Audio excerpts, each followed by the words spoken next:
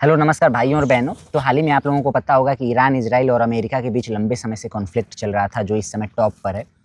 Iran के top leader जो हैं वो मारे जा चुके हैं। वहाँ पे 159 से ज़्यादा बच्चियों की भी मौत हो चुकी है। अब इसमें समझेंगे कि आखिर इसमें किसका इंटरेस्ट ज़्यादा महत्वपूर्ण है, कौन गलत है कौन सही है, अमेरिका सही है, इजराइल सही है या फिर ईरान सही है। और इसी के साथ साथ ये भी समझेंगे कि जो इंडियन मुस्लिम्स हैं, जो आयतुल्ला खमैनी के लिए आंसू बहा रहे हैं या फिर उनके लिए इमोशनल हैं, ये इसका कारण क्या है, इसका रीज़न क्या है और ये जस्टिफाई है कि नहीं। आलोक सर हैं हमारे साथ, आप लोग इनको जानते ही होंगे।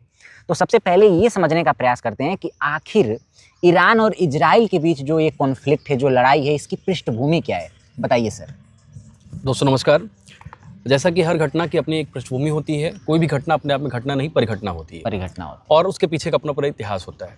1945 तक जब सेकंड वर्ल्ड वार हुआ, उसके पहले तक ब्रिटेन की मोनोपोली होती है वर्ल्ड सिस्टम पर। धीरे धीरे दो देश इमर्ज होते हैं, लेकिन फिर भी सुपर पावर जो होता है वो अमेरिका ही होता है। अमेरिका क्या करता है, अमेरिका और यूएसएसआर के बीच एक युद्ध होता है। ये युद्ध विचारधारा का युद्ध होता है। अमेरिका चाहता है कि पूरी दुनिया में पूंजीवाद की सत्ता हो, पूंजीवादी ढंग से उत्पादन व्यवस्था चले, और यूएसएसआर चाहता था कि समाजवादी ढंग से पूरी दुनिया में चीजें आगे बढ़े। अब जिन देशों ने पूंजीवादी व्यवस्था को अपना लिया वो तो अमेरिका के दोस्त हो गए, नाटो के मेंबर बन गए, सेंटो के मेंबर बन गए, और जिन देशों ने समाजवादी व्यवस्था को अपनाया वो अमेरिका के दुश्मन बन गए। इसी स्थिति में भारत जो है नैम को अपनाता है। तो जब ईरान की बात आती है, मैं ईरान पे ही फोकस रहूंगा, क्योंकि बहुत ज्यादा डिबेट नहीं करेंगे, टॉपिक पे ही फोकस करेंगे। मैं एक डॉक्यूमेंट आपके समक्ष रख रहा हूँ। तो 1950 के आसपास की बात है। तो 1951 में ईरान में एक प्रधानमंत्री बनाए जाते हैं, वहां की जनता इलेक्ट करती है। प्रधानमंत्री का नाम होता है मोहम्मद मोसाद। मोहम्मद मोसाद साहब वहां के प्राइम मिनिस्टर बनते हैं, और प्राइम मिनिस्टर बनते ही वो क्या करते हैं कि वो जितनी भी ऑयल इंडस्ट्री है ईरान की, उसको नेशनलाइज कर देते हैं, उसका राष्ट्रीयकरण कर देते हैं। राष्ट्रीयकरण जब आप किसी चीज का करते हैं, इसका मतलब है कि प्राइवेट हाथों में चीजें अब नहीं रहेंगी। और अगर प्राइवेट हाथों में नहीं रहेंगी तो इसका मतलब प्रोडक्शन पावर कैसा होगा, पूंजीवाद को, समाजवाद होगा। हाँ, समाजवादी हो जाएगा, पूंजीवाद को नुकसान होगा, क्योंकि स्टेट अब उसको संभालेगा। अब अगर उन्होंने नेशनलाइज कर दिया तो नाराज कौन होगा, अमेरिका होगा। अमेरिका को लगेगा भाई कि वो जो कैपिटलिज्म का पूरा आइडियोलॉजी पूरी दुनिया में फैलाना चाहता है, उस आइडियोलॉजी के खिलाफ जो है मोसाद साहब चले गए। और ईरान सोवियत संघ के खेमे में भी रहा। हाँ, ये भी एक कारण था अमेरिका की नाराजगी का। हाँ। उसके बाद क्या हुआ कि अमेरिका ने ब्रिटिश इंटेलिजेंस की सहायता से ऑपरेशन एजैक्स चलाया 1953। तो जो यहाँ ईरान के प्रधानमंत्री थे उनको हटा दिया सत्ता से। अब एक नया शासक पैदा होता है, नया शासक लाया जाता है, किसके द्वारा, अमेरिका और ब्रिटेन के द्वारा। उसका नाम क्या होता है, मोहम्मद रजा पहलवी। वही पहलवी जिनके प्रपौत्र अभी ईरानी जनता से अपील कर रहे हैं कि अमेरिका का समर्थन करें। तो ये अमेरिका के पपेट हैं, ये पूंजीवादी व्यवस्था के समर्थक हैं। अब इनको जब सत्ता में बैठा दिया गया, उसके बाद फिर क्या हुआ कि 1979 में, आइए मैं कुछ साल और आगे आता हूँ। 1979 में खमैनी साहब, जो खमैनी के भी गुरु थे, उनका एग्जैक्ट नाम मुझे नहीं याद आ रहा है, वहां पे एक इस्लामिक रेवोल्यूशन होती है। बिल्कुल। वो क्या कहते हैं, वो कहते हैं कि अमेरिका का जो पूंजीवादी कंसेप्ट है, उस चंगुल से ईरान को बाहर लाना है। लेकिन उस चंगुल से बाहर लाने का जो रास्ता वो अख्तियार करते हैं, वो इस्लामिक क्रांति के रूप में करते हैं। वो कहते हैं कि इस्लामिक क्रांति होगी और फिर से संसाधनों का हम राष्ट्रीयकरण करेंगे, हम कैपिटलिज्म को उस तरह से सपोर्ट नहीं करते। अब ये डिबेट का विषय हो सकता है कि रिलीजियस ऑटोनॉमी को, रिलीजियस सॉवरेनिटी को कैसे मानते हैं आप, शरिया कानून को कैसे मानते हैं, ये एक डिबेट का विषय है। ये डिबेट गलत सही बात हो सकती है। लेकिन ये बात सच थी कि अमेरिकन इंपीरियलिज्म का विरोध करते हुए 1979 में खामेनी सत्ता में आते हैं। एक इंटरेस्टिंग बात और, अमेरिका हमेशा इस बात से डरता था कि कहीं यूएसएसआर की आइडियोलॉजी किसी देश में न पहुंच जाए। चाहे अफगानिस्तान में आप देख लीजिए, अमेरिका ने तालिबान को पैदा किया, क्यूबा के साथ करने का प्रयास किया, कर नहीं पाया, वेनेजुएला के साथ किया। इसके अलावा दुनिया के कई सारे देशों में अमेरिका ने आतंकवादी गुटों को पैदा किया, जैसे अलकायदा, आईएसआईएस। वो अमेरिका जानबूझ के फंडिंग करता था ताकि आंतरिक अशांति बनी रहे। जितने ज्यादा चरमपंथी आतंकवादी गुट होंगे किसी देश में, आपस में वो देश उतना ज्यादा उलझा रहेगा, अशांत रहेगा, और अमेरिका आसानी से उसके जो नेचुरल रिसोर्सेज हैं उनका शोधन कर पाएगा, दोहन कर पाएगा। तो ये तो उसका एजेंडा ही रहा है, पूरा पैटर्न ही रहा है। अब कुछ घटनाएं मैं आपको बताता हूँ कि अमेरिका की जो नीचता है, और अमेरिका का घटियापन, अमेरिका की दलाली, और अमेरिका की साम्राज्यवादी जो एक खून चूसने वाली झोंक की प्रवृत्ति है, वो कैसे है।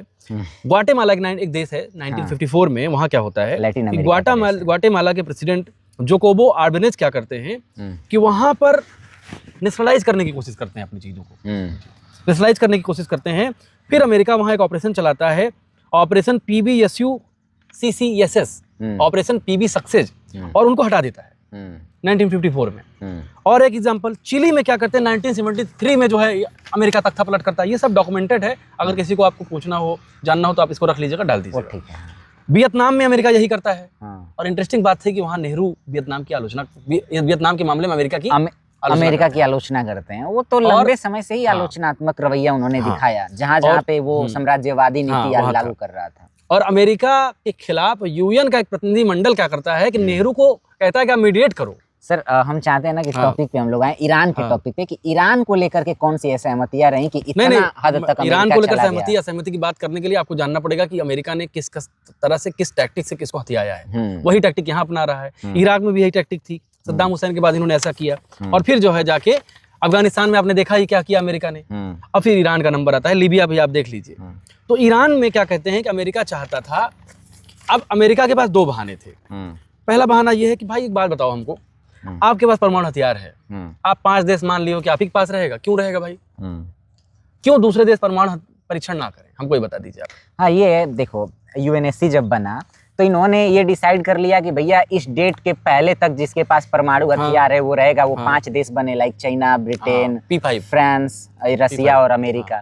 अब इसके बाद जो भी बनाएगा उसको हम परमाणु संपन्न देश नहीं मानेंगे, उसको बनाने नहीं बैन कर देंगे। यदि तुम वास्तव में परमाणु हथियार चाहते हो कि विश्व में न रहे, इससे तबाही होता है, तो तुम भी हटाओ, डिस्कलेट कर दो, तुम अपना भी हटाओ। तुम अपना तो रखोगे, तुम अपने तो भाई दादागिरी दिखाओगे विश्व में, दूसरों को बनाने नहीं दोगे। वही चीज है। तो ये तो दोगलापंती है। तो इसमें मुख्य जो रीजन है वो देखिए, आप समझिए। बिल्कुल। परमाणु हथियार जब कोई देश बनाता है तो किस देश को सबसे ज्यादा दिक्कत होती है, आप बताइए? हमेशा ही अमेरिका को सबसे ज्यादा दिक्कत होती है। आपने कभी नहीं देखा होगा कि रसिया को ज्यादा दिक्कत हो रही हो। आपने कभी नहीं देखा होगा कि हिंदुस्तान को दिक्कत हो रही हो। ब्रिटेन फ्रांस को ज्यादा दिक्कत हो रही है, अमेरिका को नहीं। क्यों?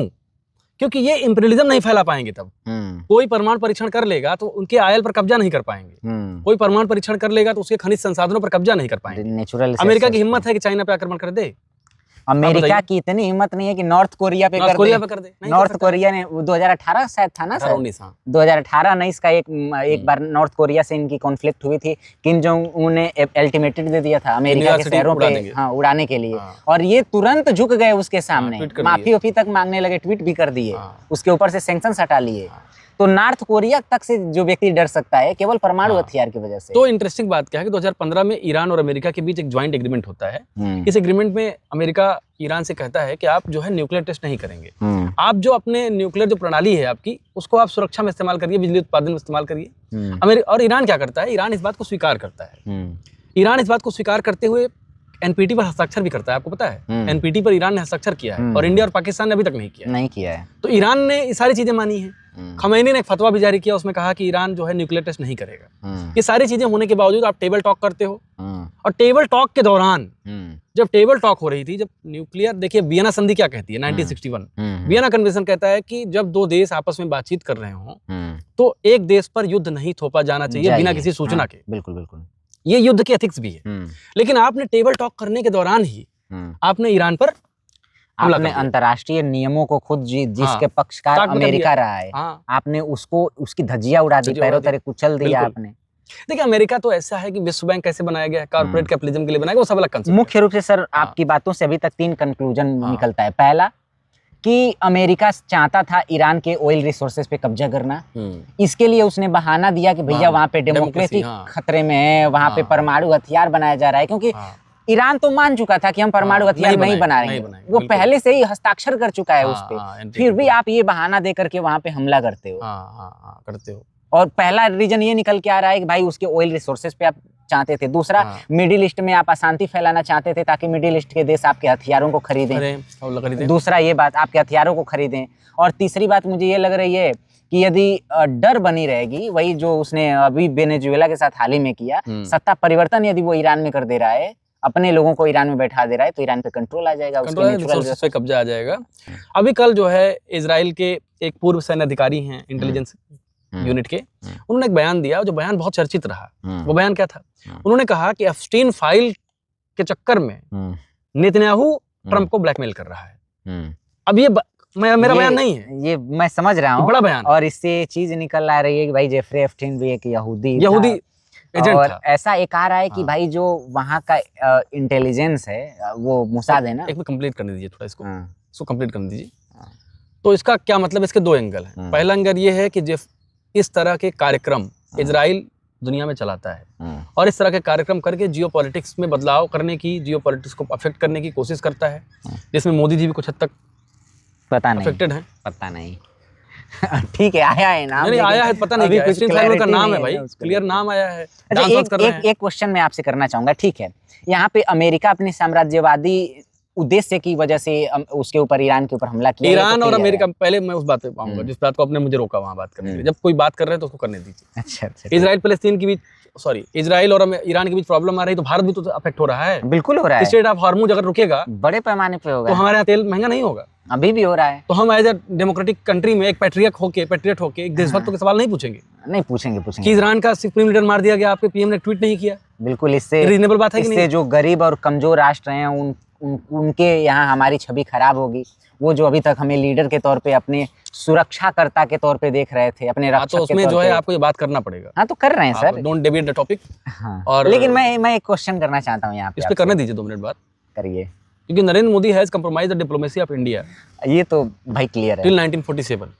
और he is the first prime minister जब किसी देश के सुप्रीम अथॉरिटी को इस तरह बम्बार्डमेंट करके मार दिया गया और नरेंद्र मोदी ने एक सिंगल ट्वीट नहीं किया। खामनेई बुरा था, अच्छा था, अभी मैं इसके सवाल पे नहीं जा रहा हूँ, लेकिन खामनेई सुप्रीम लीडर था। लेकिन नेशनल इंटरेस्ट तो देखोगे ना भाई, आपने चाबहार बंद कर दिया। हाँ, अच्छा बुरा अलग चीज है, नेशनल इंटरेस्ट के खिलाफ आप जाओगे, ये भी सबसे बड़ी बात है। और मैं तो ये देख रहा हूँ ना कि ट्रम्प कितना भी मनमानी कर ले, कुछ भी कर ले, ये पता नहीं क्यों एकदम मुंह सिल ले रहे हैं जुबान, कुछ भी नहीं उसके खिलाफ। 3 बयानों के आलोक में आपको मोदी साहब को देखने की जरूरत है। पहला बयान, जब इजराइल का पूर्व इंटेलिजेंस अधिकारी कहता है कि ट्रंप नेतन्याहू के दबाव में काम कर रहा है और ट्रंप के दबाव में मोदी साहब काम कर रहे हैं। दूसरा बयान, नेतन्याहू कहता है कि मोदी से फोन पे बात हुई, मोदी ने मेरा समर्थन किया और भारत सरकार ने उसको डिनाई नहीं किया। दूसरा बयान, नेतन्याहू का बयान ट्विटर वगैरह पे खूब ट्रेंड है। बिल्कुल। तीसरा बयान क्या है, तीसरी जो बातचीत क्या है, इजराइल का जनरल ये कह रहा है कि 140 करोड़ भारतीय उसके हैं, भारत उसका है। ये 3 बयान के आलोक में भारत की पूरी डिप्लोमेसी, भारत की पूरी इंटरनेशनल रिलेशन को देखने की जरूरत है। वो मार्केट के रूप में उसने कहा है, लेकिन जो भी, एक चीज मैं यहाँ पे प्रश्न करना चाहूंगा, बताइए। ठीक है, आप आयतुल्ला खमैनी के जो धार्मिक नीतियां थी ईरान में, आपको पता होगा कि महिला आंदोलन लंबे समय से वहाँ पे चल रहा है, माशा अमीनी वाला केस बहुत ज्यादा चर्चा में रहा, और वो शरिया कानून को लागू कराने के लिए, खास करके महिलाओं की ड्रेसिंग कोड को लागू कराने के लिए उन्होंने मोरल पुलिसिंग भी बनाई थी, जिसको लेकर के कई बार ऐसे केस आए, जैसे एमनेस्टी इंटरनेशनल ने, UNHRC ने भी इस बात को माना है कि महिला अधिकारों को काफ़ी ज़्यादा दबाया गया है वहाँ पे, और महिला आंदोलनकारियों की हत्याएं भी हुई हैं, बहुत बड़े पैमाने पे हुई हैं। तो इस चीज़ पे आप क्या कहना चाहते हैं?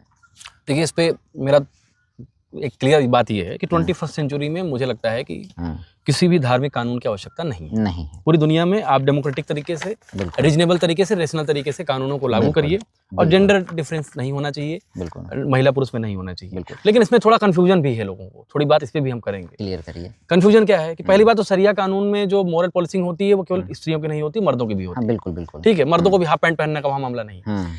तो एक बात और है कि जो वेस्टर्न प्रोपेगेंडा है, इस पे भी बात होनी चाहिए, होगी, कि कितने लोग मरे हैं, एमनेस्टी इंटरनेशनल किसका है, एमनेस्टी इंटरनेशनल तैयार कैसे करता है रिपोर्ट, एमनेस्टी इंटरनेशनल ये कहता है कि ईरान में सबसे ज्यादा फांसी दी जाती है और ये एग्जैक्ट आंकड़ा नहीं बताता है।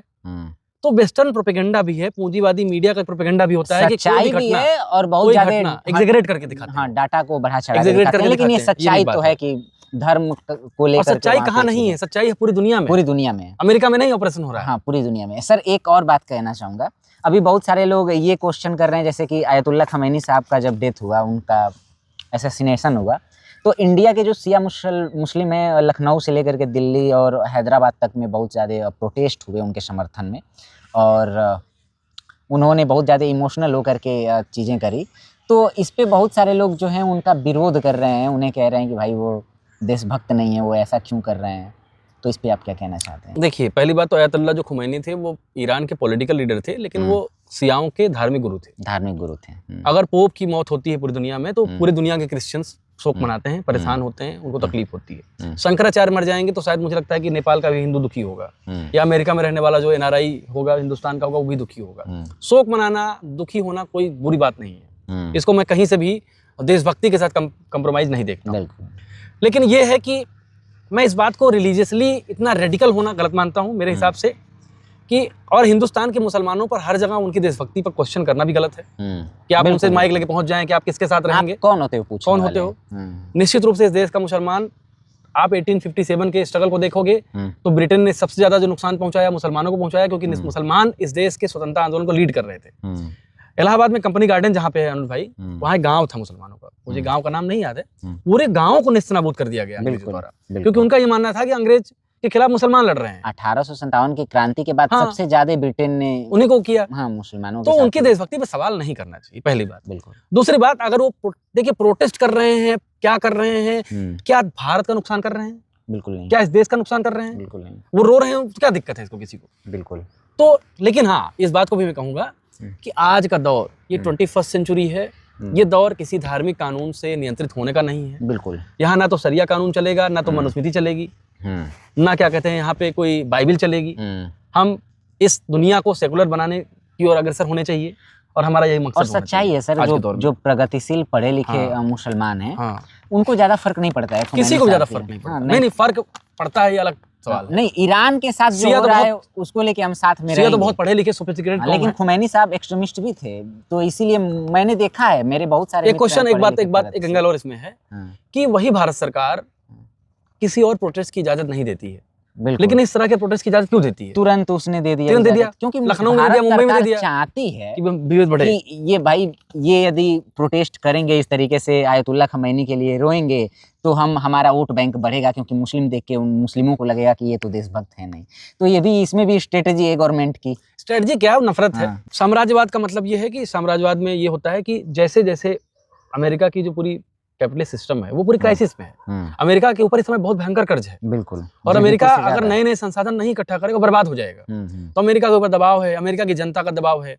तो अमेरिका का जो पूरा साम्राज्यवाद है, ये लोकतंत्र, आजादी, महिलाओं की आजादी, इसकी आड़ में अपने हितों को साधना चाहता है। बिल्कुल। कुल मिला के मेरा ये कहना है, अमेरिका का बहिष्कार पूरी दुनिया को करना चाहिए, मेरा ये कहना है। तो दैट्स माय पॉइंट, आप कंक्लूड कर दीजिए। बिल्कुल। तो इस टॉपिक पे जो हम लोगों का डिस्कशन रहा, इसमें यही कंक्लूजन निकलता है कि अमेरिका अपनी साम्राज्यवादी नीतियों को थोपना चाहता है अपने आर्थिक लाभ के लिए, गरीब और कमज़ोर राष्ट्रों के संसाधनों के दोहन के लिए। और अमेरिका का ये पैटर्न रहा है, अमेरिका हमेशा से ही गरीब कमज़ोर राष्ट्रों के नेचुरल रिसोर्सेज पे नियंत्रण स्थापित करने के लिए आंतरिक अशांति का या फिर लोकतंत्र के खतरे का हवाला देते हुए गरीब और कमज़ोर राष्ट्रों पे हमला करता है, वहाँ की सत्ता को अपने पक्ष में बनाता है, या फिर वहाँ पे ऐसे लोगों को सत्ता में बैठाता है जो उसके पक्ष में रहें, और फिर वहीं पे उसी देश के अंदर आतंकवादी, सेपरेटिस्ट यानी कि अलगाववादी ग्रुपों को फंडिंग भी करता है, ताकि आंतरिक अशांति हमेशा ही बनी रहे और ये चुपचाप से उस देश के नेचुरल रिसोर्सेज का दोहन करता रहे। सीरिया, लीबिया, वर्तमान में वेनेजुएला जैसे देश उदाहरण भी रहे हैं अमेरिका के इस नीति का, और ईरान के साथ भी वो यही सेम चीज़ करना चाहता है। तो अमेरिका अपने साम्राज्यवाद के कारण ये सब कुछ कर रहा है। इस टॉपिक पे आई थिंक पढ़ा लिखा हर एक व्यक्ति ईरान के साथ खड़ा होगा। और साथ ही में जहाँ पे ये बात आएगी कि ईरान में जो धार्मिक रूल को बहुत ही रेडिकल तरीके से लागू किया गया था, महिलाओं के साथ जो धर्म के नाम पे बहुत कुछ गलत हुआ, उसका तो समर्थन कोई भी पढ़ा लिखा व्यक्ति नहीं करेगा। तो आई थिंक यही रहा कंक्लूजन। आप लोगों को वीडियो अच्छी लगी हो तो लाइक करिए, सब्सक्राइब कर लीजिए अभी तक हमें सब्सक्राइब नहीं किया हो तो, और इस वीडियो को शेयर करिए उन सभी के पास जो इस टॉपिक पे काफ़ी ज़्यादा डाउट में हैं, कन्फ्यूज हैं और बहुत सारे चीज़ें नहीं समझ पाते हैं। और ऐसे ही हम वीडियो लेके आते रहेंगे। नमस्कार, जय हिंद। नमस्कार।